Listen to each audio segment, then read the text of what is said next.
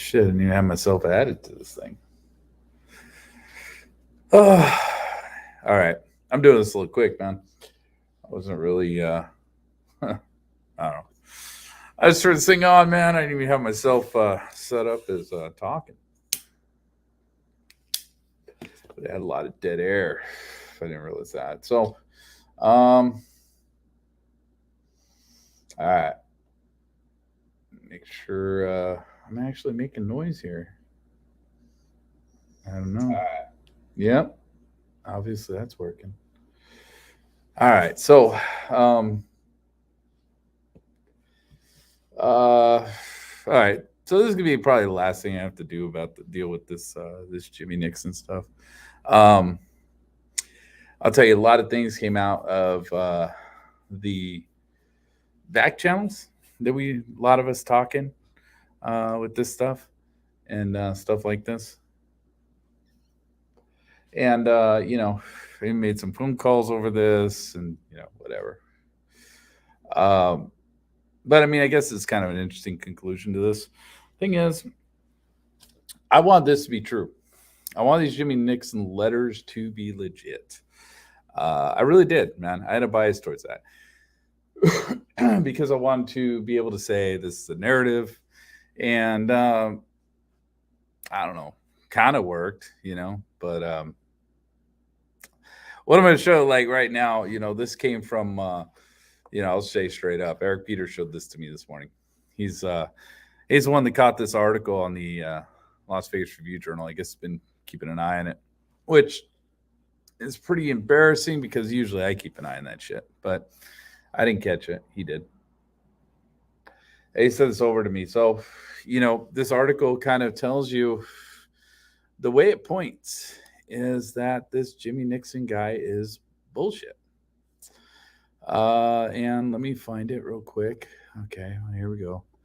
I had somebody, thanks Diane for saving this as a PDF to make this a lot easier because sometimes Review Journal hides things behind a paywall. And yeah, I didn't have to deal with that because of this. So thanks to her for that. And something else was brought up that was kind of interesting. See, when the Jimmy Nixon letters happened, um, I mean, I didn't even think anything of it. I still don't really think anything of it, but it was brought up to me. So I figure I'll say it. When the letters first happened, I wrote to the Las Vegas Review Journal. I wrote to the actual reporter herself, who put the story out, whose name was on it and everything, and asked her what they had done to vet this Jimmy guy. And I never got a reply back. Never got a response, right? And that was about, I don't know, a week ago or something like that. But yeah, I did do that, because I was kind of curious if this guy's legit or not, whether I can, they have any evidence he's legit or not. And again, this article pretty much puts a nail in the coffin, saying that it's more or less not legit. I'll start reading it here in a minute. But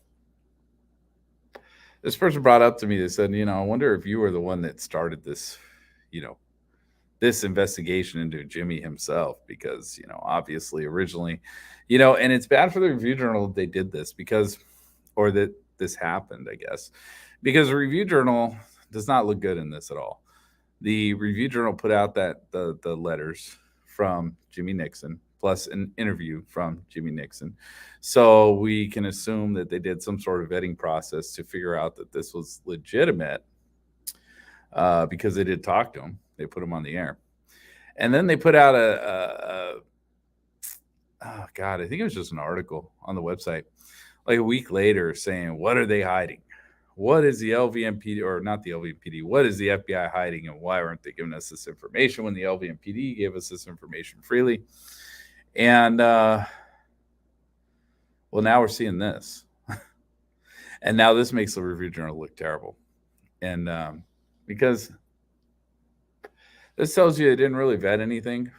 And then that follow-up article about what are they hiding? What are they hiding? Well, nothing. Like, according to this, like, this is a big nothing burger. if this is the case. And so yeah, they're hiding a whole lot of nothing. I mean, I'm sure they're hiding some stuff that's relevant too, but nevertheless, that's kind of the position that's. Oh, what the hell? What the hell? It's time to go to work, man. Time to go to work, people. Um. Anyway, so that's part of the problem. That's part of the problem. And I know a particular person is not going to be happy that I'm showing this article, but you know what, dude? Sorry, you were a douche the other day. Fuck you. Um, the It is what it is, man. This is the reality of the situation right here. So anyway, I think unless something else comes out that proves that maybe there's a shred of evidence that this guy is legit and not just full of shit, maybe we'll go back to it. But otherwise, I don't see that happening anytime soon.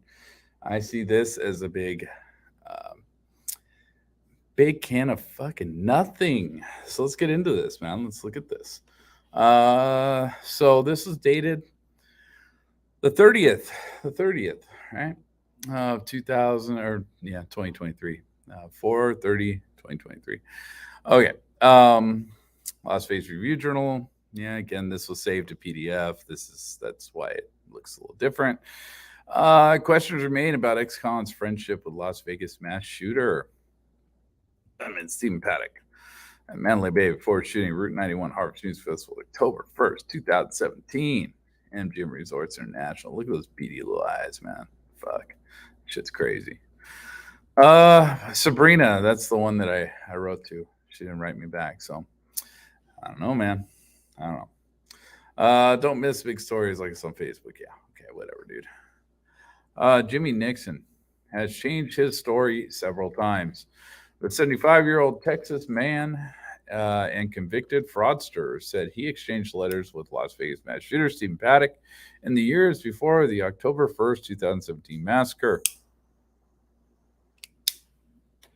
Black and white copies of Nixon's handwritten letters released by the Metropolitan Police Department last month portray Nixon as growing increasingly concerned with Paddock's apparent talk of guns and possibly harming people.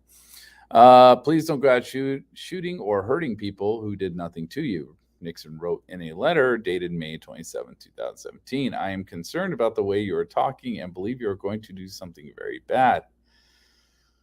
The letter suggests that Paddock was hinting at or discussing his plans for what would ultimately be the killing of 60 concert goers at the Route 91 Harvest Festival that he perpetrated from the 32nd floor of the Mandalay Bay before killing himself.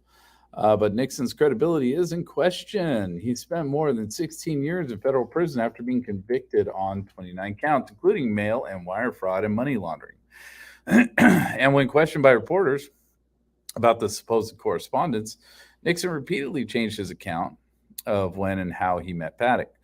An April 14th interview with the Las Vegas Review Journal, Nixon said he initially met Paddock in Virginia 10 to 12 years before the mass shooting. 11 days later, he said he met Paddock while fishing at Lake Mead in 2009, 2010. But Nixon was in federal custody from May 1997 to December 2013, according to the Federal Bureau of Prisons spokesperson Scott Taylor. Nixon and others, so, right there, they're questioning you couldn't have met him at Lake Mead,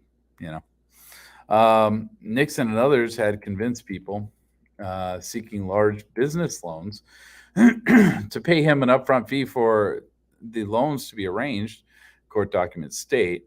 But after the fee was paid, no loans ever materialized and no refund was ever given. So now we know the grift. Defendant Nixon continued to lie to his victims in an attempt to lull the victims into believing that the loans were going to be funded in the near future, the indictment states. Nixon later violated conditions of his supervised release by taking on new credit without his probation officer's approval, and he was sent back to federal prison from June 2017 to February 2019. Told that it would have been impossible for him to have met Paddock while he was in prison, Nixon initially said he only served 8 or 9 years, not 16, and that he was released on parole in 2010 or 2011, contradicting prison records.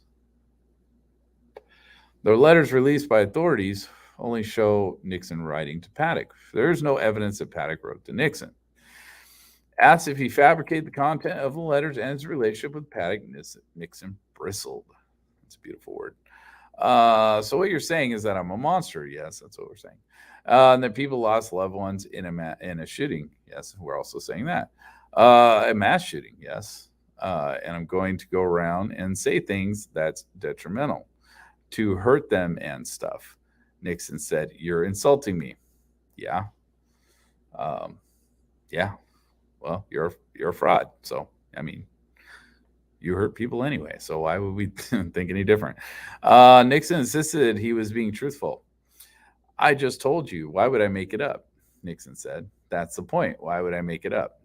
I love that argument. I love that argument. Why would I lie to you? Why would I lie to you? Stupid. Stupid argument. Later in the second interview, however, Nixon said he had actually met Paddock in the early 1990s at Lake Mead, where the two fished. He taught me how to take shrimp as opposed to going and getting worms, Nixon said. He taught me how to take shrimp and catch fish. Asked if he could provide photos or letters verifying his friendship with Paddock, Nixon said he couldn't find them. In one of Nixon's letters, dated August 3rd, 2014, he responded to a purported question from Paddock about how many people Nixon killed while deployed in Vietnam. Steve, you want to know how many men I killed in the Vietnam War? I don't really like to talk about it because it makes me sad and nightmares come, Nixon wrote. But to tell you, I killed a lot, maybe about 58.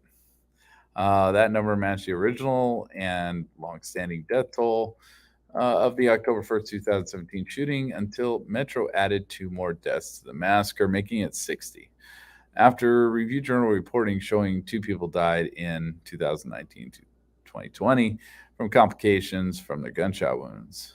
So, pat on the back there. Didn't want to get involved. Nixon said he never took Paddock's comments seriously enough to reach out to authorities, even though the letters suggest that Paddock told him about stockpiling guns, searching for large venues, and inquiring about high-rise hotels. Asked if anyone from law enforcement ever tried to contact him. Nixon said, "Not that I know of." Of course not, because they don't believe your ass. He also said he didn't know how Metro received his letters, and they didn't contact law enforcement about them. I didn't want to get involved, Nixon said. That's why I didn't talk to the FBI. That's not how it works, but okay. The letters were released by Metro in response to a records request made by the Review Journal after the FBI in March released a trove of documents online, many of which were heavily redacted, that offered some insight into Paddock's final days. Among those documents was a photocopy of a manila folder authorities said contained copies of 11 letters that Metro received in December of 2017. According to FBI documents, the FBI records say the letters were purportedly found in a vacant office building in Mesquite, Texas, and that there was no return address and the folder was not postmarked. Paddock and his family owned an apartment complex in Mesquite, Texas until 2012. When the complex was sold, the FBI documents also state. Let's see, section of the documents are heavily redacted, but it appears the FBI wanted to authenticate redacted as a letter writer and determine if there was a relationship between redacted and Paddock. Oh man, even they're having problems with the redactions. If there was in fact a relationship between the letter writer and Paddock, an investigation would be conducted into what Paddock apparently told the letter writer about a potential shooting event, the documents say. Metro and the FBI both declined multiple requests for comments on the story. Nixon said Paddock was an ordinary guy who, in later years of their purported friendship, developed mental problems. He condemned Paddock's actions on October 1st, 2017. He took people's lives, man. Nixon said, people die for no reason. You don't just go shooting people for no reason. That would upset anybody. And then there's the contact information of those two. Anyway, so yeah, I think with that, we can kind of put this to rest. Again, I was I was on the side of believing they were true, man. To be honest with you, I wanted these to be true. Um, it was just too perfect for the motive. But looks like it wasn't. Looks like it was a bunch of bullshit. And whatever. It's all good. The I will say another thing, man. I ran to another channel online. It's kind of interesting. Uh, I don't know. Guy usually tells like prison stories from Vegas or some bullshit, and he's talking about this. I went and scrolled back through his videos because I mean he lived in Vegas or he lives in Vegas, so he's got to talk about this event, and he did. And he said something that was interesting, right? He said a lot of bullshit, but he said something that was interesting. He said that 2 months beforehand, Paddock rented a room in overlooking Grant Park in Chicago, I believe. I believe Grant Park's in Chicago, but some Grant Park Music Festival bullshit, which was part of his search results, and that were released public. And this other channel was stating that he rented the room, he got it during this festival, but he was too cowardly, I guess he said. I don't remember the wording he used, but he was not able to pull the trigger on that one and actually go through with the attack. And that was interesting, right? Because I never heard that form of detail. Then I asked somebody who again, back channel stuff. I talked to some people and I asked what they thought about that, and they said, "No, it's bullshit," because the supposedly, I think this person did some research on their own and figured out that he had actually canceled that reservation for that hotel. And the other problem with this other channel was that they um, what did they get wrong? They got the date wrong. They said the check-in date was 25th. Now this video this person made was only done like 4 months ago. So you should know a little more about that. So it's always interesting to me when I see stuff like that. And I wonder, where's your information coming from? Like, where did you get that information? What made you think?